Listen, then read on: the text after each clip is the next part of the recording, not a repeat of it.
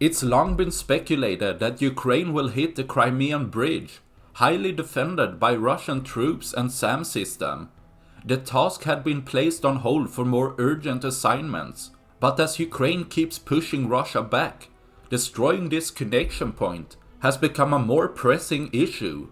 But like a present for Putin's birthday, who wanted the bridge built in the first place, Ukraine has finally delivered a massive explosion on the bridge, collapsing the road section and creating a fire on a passing train. On the other rail bridge, the train passing by seems to be delivering oil, which caused a fire damaging the train bridge, but could be after a few hours put out. The damage won't be easily fixed and will hamper Russia's ability to deliver resources to the southern front. What delivered the explosion seems to be a truck filled with explosive. A ballistic missile would not have this big of an explosion, and Ukraine should not have the range with their current missile stocks.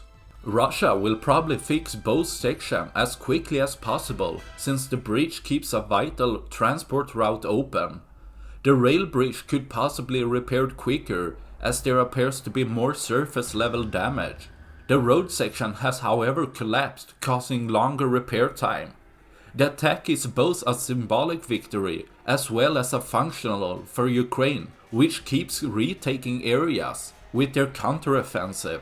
Russia's logistics will be harder to carry out the coming month, and as Russia already struggling on this front, Ukraine could possibly use this temporary advantage to push Russian troops even faster back. That's all I had for this video. Please like and subscribe for more. Thanks for watching. Bye.